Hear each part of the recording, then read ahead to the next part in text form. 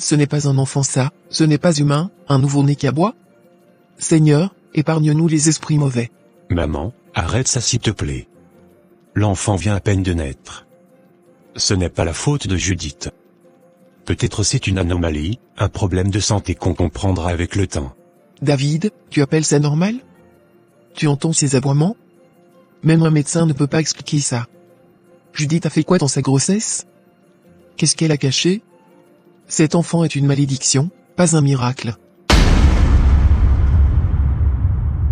Dieu fait toutes choses belles, en son temps.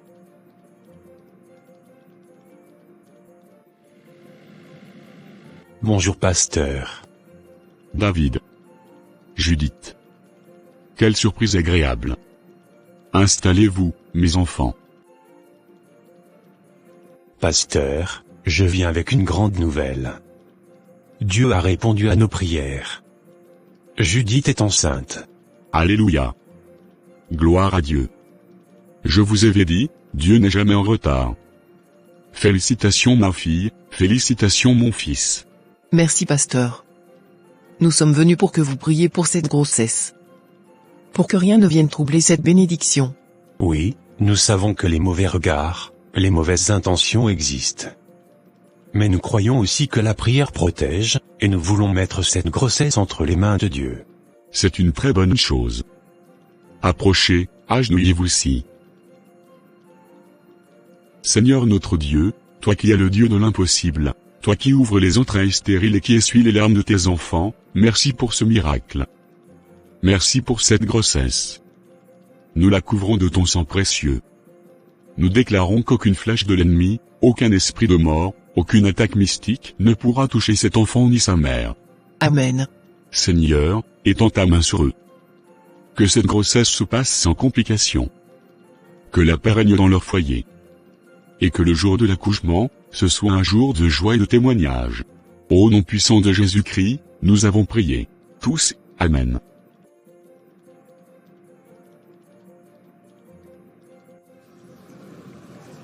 Oui mes sœurs, Dieu est merveilleux. Ma belle-fille Judith est enceinte, oui enceinte. Après tant d'années, enfin je vais devenir grand-mère. Je suis trop fière d'elle maintenant. Waouh, maman Cécile, félicitations hein. On dirait que tu es plus contente qu'elle-même. Mais vous me connaissez. Ce que je voulais, c'était que mon fils soit papa. Maintenant que c'est fait, la paix est revenue dans ma maison.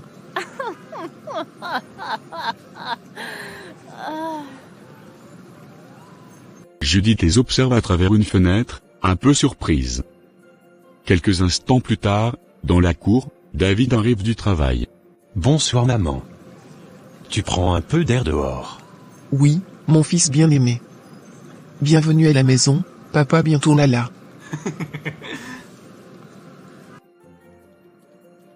Maman, je n'en reviens pas. C'est toi que j'ai entendu dans le quartier, parler de Judith avec autant de fierté. Tu penses que je suis une mauvaise mère? Non mon fils. Tout ce que je voulais, c'est que tu sois heureux, que tu sois papa. Maintenant que ta femme m'a donné la joie d'avoir un petit-fils ou une petite fille, pourquoi devrais-je encore la détester? Tu l'appelais stérile, paresseuse, sorcière même. Oui, j'ai dit des choses. Mais aujourd'hui elle est enceinte. Elle est maintenant ma belle-fille adorée. Merci maman. Je suis fier de toi. Bienvenue ma chérie.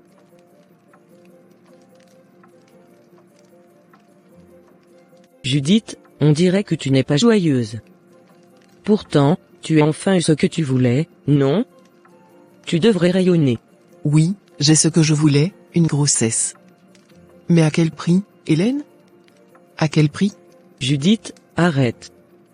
Tu as juste suivi ce qu'il fallait pour y arriver. Tu voulais cet enfant, tu l'as eu. C'est ce qui compte. Tu trouves?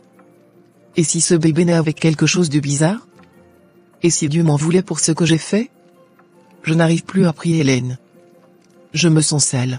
Judith, écoute-moi bien. Ce monde n'est pas juste. Tu as trop souffert. Tu n'as rien volé à personne. Et puis, ce que tu as fait, personne ne le saura jamais. Ton mari t'aime, ta belle-mère t'adore, et bientôt tu tiendras ton bébé dans tes bras. Concentre-toi sur ça. Juste ça. Mais chaque fois que je sens ce bébé bouger, j'ai une voix qui me dit, ce n'est pas Dieu qui l'a mis là. Alors fais-toi pardonner, mais ne regrette pas. Ne dis jamais ce que tu as fait. Même pas à ton mari. Protège ta paix. Tu m'as comprise? Oui,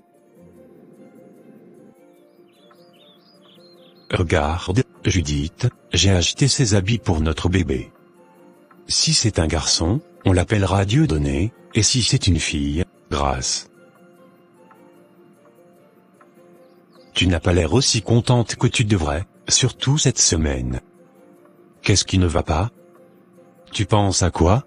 ce n'est rien, c'est juste que, je suis un peu étonné que tout cela soit arrivé. C'est comme si je vivais un rêve. C'est normal que tu te sentes comme ça. 5 ans à chercher cet enfant, ce n'est pas facile. Mais ma chérie, ce n'est pas un rêve. C'est une réalité. Alors profite de ta grossesse et jubile de ta joie, d'accord? Au beau milieu de la nuit, pendant que tout le monde s'est endormi, Judith ne retrouvait pas de sommeil. Quelle vie suis-je en train de vivre? J'ai cherché cette grossesse, comme on cherche une aiguille dans une botte de foin, et maintenant que je l'ai, je ne me sens pas en paix. La peur m'envahit tout entière. Qu'est-ce que je vais accoucher? Un humain ou un animal? Après avoir couché avec ce chien, à quel prix tout ça? Seigneur, pardonne-moi, et bénis-moi cette grossesse, même si elle vient du diable. 9 mois plus tard, Judith accoucha d'un garçon. Mais aussitôt qu'il sortit du ventre de sa mère, un cri étrange retentit dans la salle d'accouchement. Ce n'était pas un cri de bébé. C'était un aboiement. Un vrai aboiement de chien. Les sages-femmes se regardèrent, surprises. Judith, allongée, sentit son cœur se figer. Tu as entendu ça, l'enfant. Il aboie.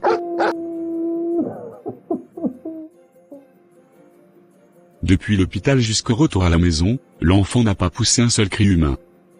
Seulement des aboiements, comme un chien en colère. David, dis-moi que je rêve. C'est quoi ça? C'est un bébé ou un chien? Maman, ne parle pas comme ça, c'est mon fils. Ton fils? Ton fils aboie, David. Il aboie. Et depuis l'hôpital. Ce n'est pas normal. Ce n'est pas naturel. Seigneur. Je t'avais demandé pardon, pourquoi tout ça? Ce n'est pas un enfant ça, ce n'est pas humain, un nouveau-né qui aboie? Seigneur, épargne-nous les esprits mauvais. Maman, arrête ça s'il te plaît. L'enfant vient à peine de naître. Ce n'est pas la faute de Judith. Peut-être c'est une anomalie, un problème de santé qu'on comprendra avec le temps. David, tu appelles ça normal? Tu entends ces aboiements? Même un médecin ne peut pas expliquer ça. Judith a fait quoi dans sa grossesse? Qu'est-ce qu'elle a caché? Cet enfant est une malédiction, pas un miracle. Maman, je t'en prie, ne parle plus comme ça. Judith est à genoux, seule dans la chambre, le bébé dans son berceau. Seigneur, ne t'ai-je pas demandé pardon?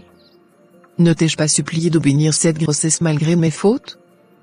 Pourquoi me fais-tu ça? Est-ce que vouloir être mère est un péché aussi grand? Est-ce que je ne mérite pas la joie d'être appelée maman comme les autres? À quoi bon vivre cette honte? Je voulais juste un enfant, pas un fardeau qui me rappelle ma trahison chaque seconde. Judith est assise au sol, près du berceau, en larmes. Le bébé continue à aboyer doucement dans son sommeil. Ma chérie, ne t'inquiète pas. Le Seigneur sait tout ce qu'il fait. Tu dis ça, David? Après tout ce qu'on a traversé? Tant d'années qu'on a supplié Dieu de nous donner un enfant, 5 ans de prière, de larmes, de silence. Je sais combien ça a été dur. Mais il nous a finalement exaucés. Exaucé? Regarde ce qu'on a eu, David. Ce n'est pas un enfant, c'est une punition. Il aboie comme un chien. Ce n'est pas normal. Ne dis pas ça, s'il te plaît. Ce n'est pas ta faute. Ce n'est la faute de personne. Ce n'est peut-être qu'une anomalie, quelque chose de médical. Je connais les meilleurs docteurs, je vais m'en occuper, je te le promets. Il va recevoir le traitement qu'il faut. Il va s'en remettre, par la grâce de Dieu. Tu y crois encore, David? Tu as encore la foi? Oui. J'y crois. Et tu dois y croire aussi. Dieu ne nous a pas oubliés. Il a un plan, même quand tout semble incompréhensible. Calme-toi, ma chérie. Je vais appeler le pasteur, qu'il vienne prier avec nous. Qu'il vienne nous soutenir en esprit.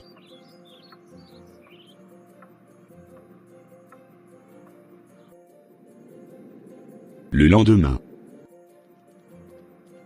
Belle maman, s'il vous plaît, je dois sortir acheter quelques condiments pour la cuisine. Je ne peux pas porter Dieudonné avec moi, aidez-moi à le garder un moment. Tais-toi. Tu appelles quoi enfant, toi? As-tu couché un enfant ou bien un chien? C'est mon fils, belle maman. Dieudonné est mon fils. Ce n'est pas un chien. Tu as déjà entendu un enfant normal aboyer comme un chien, toi? Non. Dans ce cas, ce que tu as accouché n'est pas un humain. C'est un animal. Je vous en prie, il a juste besoin d'attention, il est encore petit. Je ne m'occupe pas des animaux, Judith.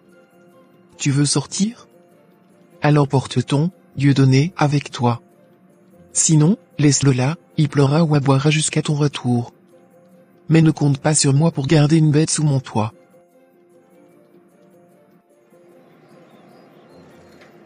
Judith? Mais qu'est-ce qu'il y a? Tu as pleuré? Entre vite. Hélène, tout s'est retourné contre moi. Je ne sais plus quoi faire. Mon enfant, il n'est pas normal. Depuis sa naissance, il aboie comme un chien. Il ne pleure pas. Il aboie. Et Cécile ne fait que me rabaisser chaque jour. Attends, tu veux dire qu'il aboie? Tout le temps? Depuis la maternité jusqu'à la maison. Même David est troublé, il ne comprend rien. Hélène, j'ai peur que ce ne soit pas un vrai bébé, j'ai peur que j'ai commis une faute irréparable. Ma sœur, toi vraiment tu n'as pas de chance, ce marabout-là, il a déjà fait ce travail avec 2 femmes que je connais. Elles ont eu des enfants normaux, beaux, et elles vivent tranquillement avec leur mari. Alors pourquoi pour moi c'est le contraire? Pourquoi moi? Qu'est-ce que j'ai fait pour mériter ça? Ne t'inquiète pas, Judith. On va retourner voir ce marabout. On va lui dire tout ce qui se passe. Il doit trouver une solution. Ce n'est pas normal, et il le sait. Hélène, je pense que je dois dire la vérité à David. Il mérite de savoir. Non. Ne fais jamais ça. Tu veux mourir? Tu veux que ton mari te chasse ou te fasse pire encore? Et ton enfant? S'il apprend la vérité, il peut le rejeter. Tu veux voir ton fils mourir dans tes bras? Mais je ne peux plus supporter ça. Tu dois te calmer. On va affronter ça ensemble. Retour chez le marabout. C'est lui qui a ouvert cette porte, c'est lui qui doit la refermer.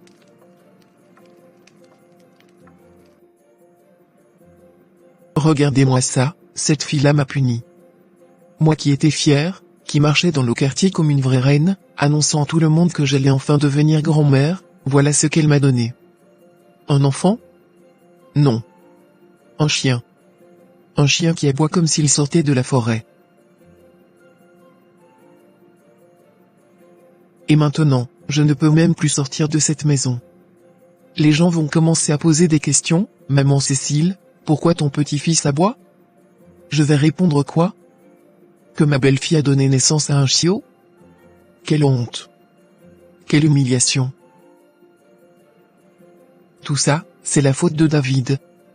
Oui. Quand tu as un fils qui ne t'écoute jamais, qui se laisse manipuler par une femme stérile, voilà le résultat. Ce genre de malédiction suit ceux qui refusent d'écouter leur propre mère. Non. Moi, je dois partir. Je dois retourner au village. Et cette nuit même, quand tout le monde dort. Je ne veux plus qu'on me voie ici. Je ne veux plus qu'on me parle de cette histoire. Ce n'est plus mon affaire. qu'ils gardent leur enfant ou leur animal. Moi, Cécile, je refuse de vivre cette honte.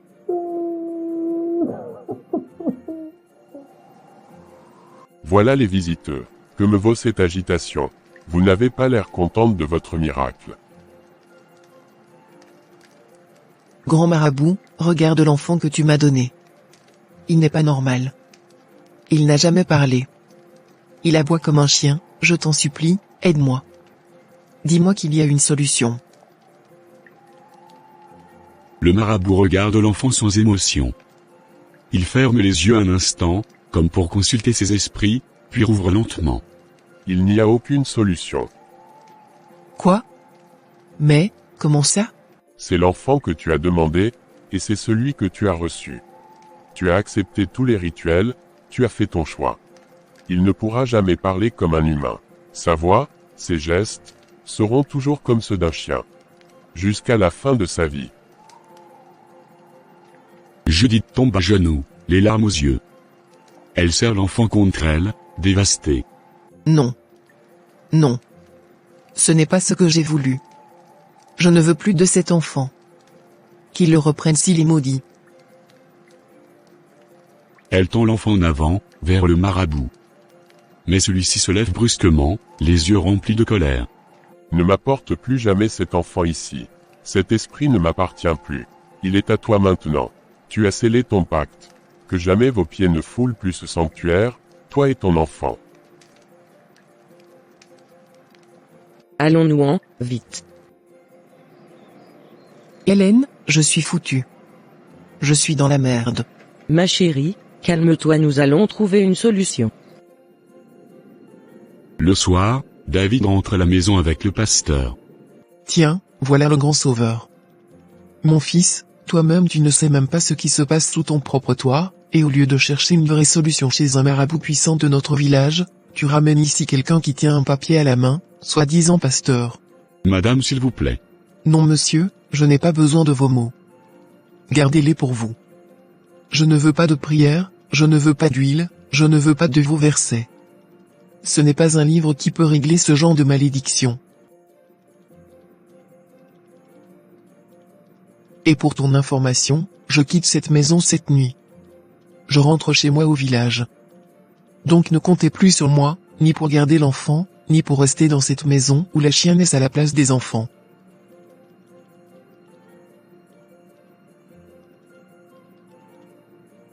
Je vous avais prévenu. Ce combat est spirituel, David. Il ne fait que commencer. Mais ce que Dieu a commencé, il le finira. Merci, mon pasteur. Ne prends pas trop à cœur les paroles de ma mère, elle est blessée, elle ne comprend pas tout ce qui se passe. Moi, je crois que Judith doit être dans la chambre avec l'enfant. Pouvons-nous la rejoindre? Avec plaisir, allons la voir. Là où il y a douleur, Dieu peut planter l'espérance. Judith est assise au bord du lit, l'enfant dans les bras. Son regard est vide, son visage marqué par la peur et la culpabilité. Ma chérie, regarde, le pasteur est là. Bonsoir, Judith. Que la paix du Seigneur soit avec vous. Amen, bonsoir, pasteur. David, Judith, je crois qu'avant toute chose, nous devons nous tenir la main, et prier. Seigneur Dieu Tout-Puissant, toi qui vois ce que l'homme ne voit pas, toi qui entends ce que les cœurs cachent, nous venons devant toi ce soir avec un poids, une douleur, un mystère, nous savons que tu es un Dieu de vérité, un Dieu de révélation, un Dieu de guérison. Alors nous t'implorons, entre dans cette maison, pénètre les ténèbres, et que ta lumière éclaire ce qui est caché. Protège cet enfant, protège ce foyer, et que ta volonté seule s'accomplisse, au nom puissant de Jésus, nous avons prié. Tous, Amen. Judith. C'est le moment de parler. Le Seigneur vient de me parler. Il m'a dit que tu l'as trahi. Tu as menti à propos de quelque chose de très grave. Et maintenant, c'est l'heure de vérité. Car ce secret que tu caches est la racine de cette situation. Toi seul peux sauver ton mari, ton fils, et cette maison. ce n'est plus le moment de fuir. C'est maintenant ou jamais. Ce que tu as ramené ici n'est pas une bénédiction. Si tu ne parles pas, ce sera le pire. Mais si tu parles, le Seigneur peut encore restaurer ce qui a été souillé. Judith, qu'est-ce que le pasteur veut dire? Tu m'as caché quelque chose? Ma chérie, pourquoi tu pleures? As-tu quelque chose à me dire? Tu me caches quelque chose? Oui David, j'ai quelque chose à te dire. Et je sais que ce que je vais dire va te choquer, te blesser, mais s'il te plaît, écoute-moi jusqu'au bout, et pardonne-moi. Je ne l'ai pas fait par égoïsme, ni par trahison, je l'ai fait parce que j'avais perdu la foi, je l'ai fait, parce que j'avais peur.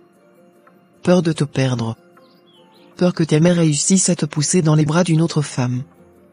Peur que, après toutes ces années sans enfant, tu ne m'aimes plus. Alors un jour, j'ai parlé avec Hélène, ma meilleure amie. Elle m'a dit qu'elle connaissait un marabout, quelqu'un qui avait aidé d'autres femmes à avoir des enfants. David, je ne savais plus quoi faire, je priais, mais je n'entendais plus Dieu. J'ai perdu espoir. Et j'ai suivi Hélène. Un marabout? Oui, je suis allé dans un sanctuaire. Et ce qu'il m'a demandé de faire? Il m'a obligé à coucher avec un chien. Je ne voulais pas. Mais il a dit que c'était le prix à payer pour avoir un enfant. Et je l'ai fait. J'ai obéi. Et quelques semaines plus tard, j'étais enceinte. David, pardonne-moi, je ne savais pas que ce serait ça. Je ne savais pas que mon fils ne serait pas normal. Je croyais que j'obtenais une bénédiction. Mais j'ai ramené une malédiction dans notre foyer. Le Seigneur est lent à la colère, et grand en miséricorde. Tu as péché, Judith. Oui. Mais tu as confessé ton péché. Et il est écrit, celui qui confesse et abandonne ses fautes obtient miséricorde. Père Tout-Puissant, Créateur du ciel et de la terre, nous venons devant ton trône avec des cœurs brisés, mais pleins d'espoir. Tu es un Dieu de miséricorde, lent à la colère et riche en bonté. Tu vois tout, tu sais tout. Rien n'est caché à tes yeux. Seigneur, nous te demandons pardon pour toutes les erreurs, les péchés cachés, les pactes faits dans l'ignorance et dans la peur. Merci pour ta lumière qui vient de briser les ténèbres. Merci d'avoir exposé la vérité, non pour condamner, mais pour libérer.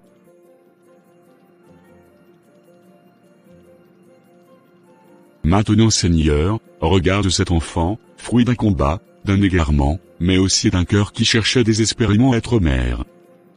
Toi seul as le pouvoir de transformer ce qui a été corrompu.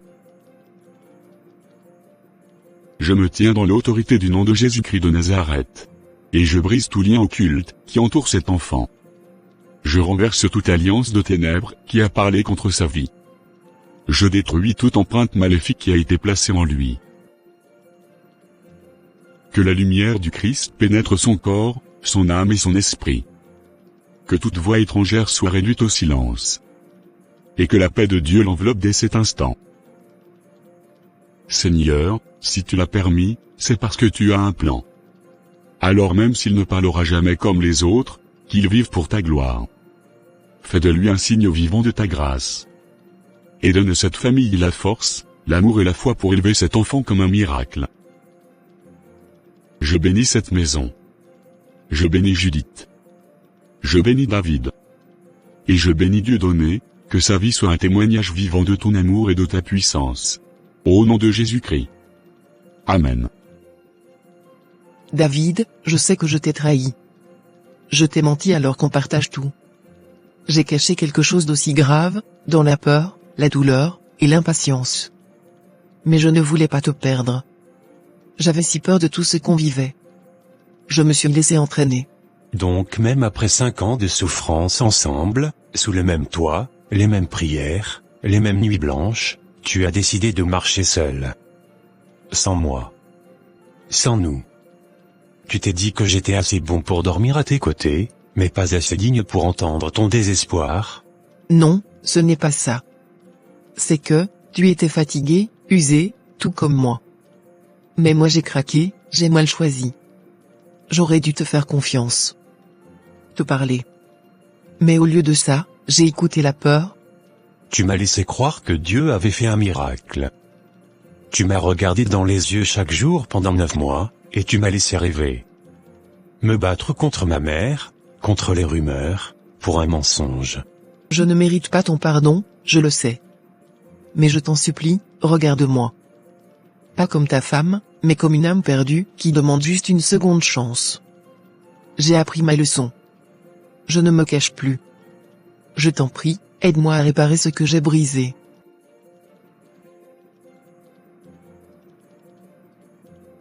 Je suis brisé, Judith. Mais, je t'aime.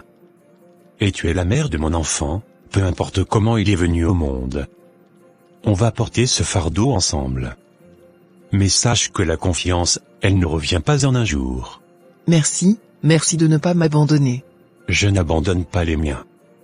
Mais à partir de maintenant, plus de secrets. Plus jamais. Judith est encore agenouillée, pleurant. David se tient debout, son visage traversé par la douleur. David, je sais que ton cœur est en feu. Que tes pensées sont en guerre. Mais écoute la voix de Dieu en ce moment. Même si les choses ont été tordues, même si les ténèbres ont rôdé dans votre maison, aujourd'hui, tout est clair. Le Seigneur a mis la lumière sur cette situation, non pour vous condamner, mais pour vous libérer. Ta femme est désormais libre. Le lien spirituel qu'elle avait, volontairement ou involontairement, avec ce démon, est brisé. Elle est délivrée. Et votre maison aussi. Quant à votre fils Dieudonné, Dieu m'a révélé qu'il est libéré de l'esprit animal qu'on lui avait imposé. Ce chien spirituel n'a plus aucun pouvoir sur sa vie. Il ne boira plus, il ne vivra plus sous l'influence de ce mal.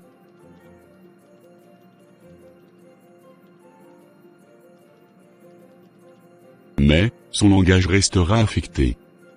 Il ne parlera pas comme les autres enfants. Il portera cette conséquence, non comme une malédiction, mais comme une marque de son histoire.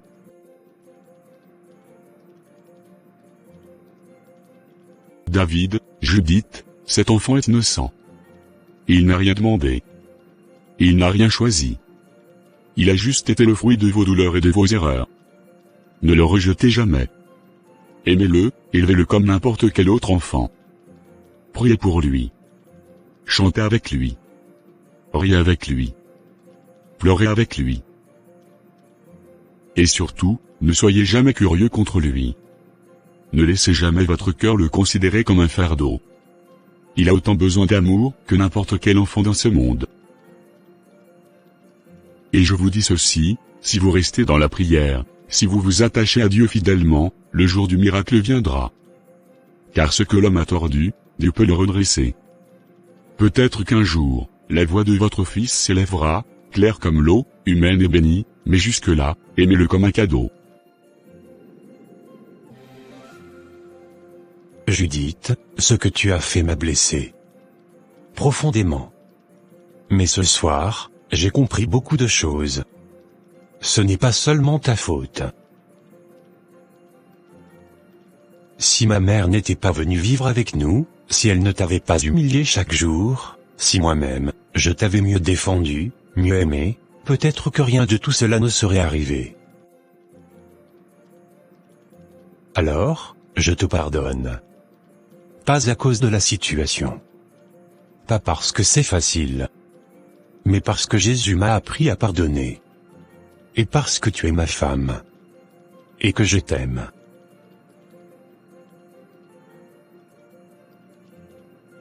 Mais je te demande une chose, Judith, ne rejette jamais Dieudonné. Il n'est responsable de rien.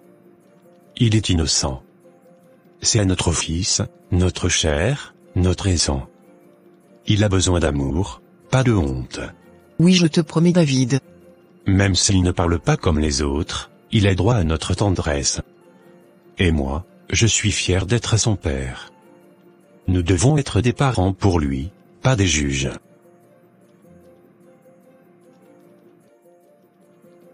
Amen. Que Dieu bénisse cette maison. Et qu'il vous donne la force d'élever cet enfant dans la paix, l'amour, et la vérité. Une semaine plus tard, Judith est assise sur la terrasse avec l'enfant dans les bras. David est à l'intérieur. Soudain, une voiture de transport s'arrête devant la maison. C'est maman Cécile? Elle est revenue? Mon fils, Judith, je ne suis pas venu pour vous déranger, je suis venu pour vous demander pardon. Maman, tu es partie sans rien dire. Et maintenant tu reviens, pourquoi? Parce que j'ai eu honte. Quand je suis retourné au village, tout le monde s'est moqué de moi.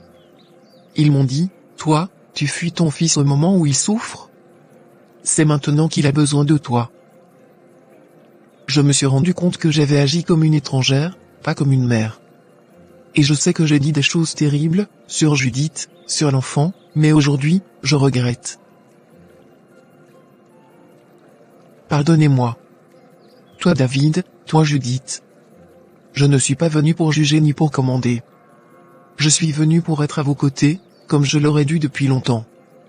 Je veux apprendre à aimer mon petit-fils, même s'il est différent. Maman, tu m'as blessé. Mais aujourd'hui, tu me rends fier. Parce qu'il faut du courage pour revenir et demander pardon. Maman Cécile, moi aussi je vous demande pardon. Et je suis prête à reconstruire la famille, si vous êtes vraiment venu en paix. Tu ne parles peut-être pas encore comme les autres, mais tu es mon sang. Mon petit-fils.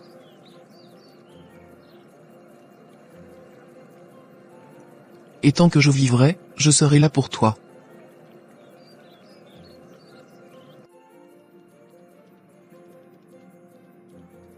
Voilà, là où il y a l'amour, là est Dieu. Je suis un homme comblé. Mon foyer était brisé, mais Dieu a restauré tout. Aujourd'hui, j'ai une femme courageuse, une mère transformée, et un enfant spécial, mais précieux. Et moi, j'ai un mari qui m'a pardonné, une belle-mère qui m'aime, et un Dieu qui ne m'a jamais abandonné, même quand j'ai fait des erreurs. Je veux dire quelque chose. Je vous ai combattu. J'ai jugé, j'ai fui, j'ai été orgueilleuse, mais c'est à travers vous que j'ai découvert le vrai visage de l'amour. Et aujourd'hui, je donne ma vie à Jésus-Christ. Maman, sois la bienvenue dans la lumière. Que Dieu te bénisse. Ils s'embrassent tous les trois, unis. Merci, Seigneur. Tu nous as tous délivrés.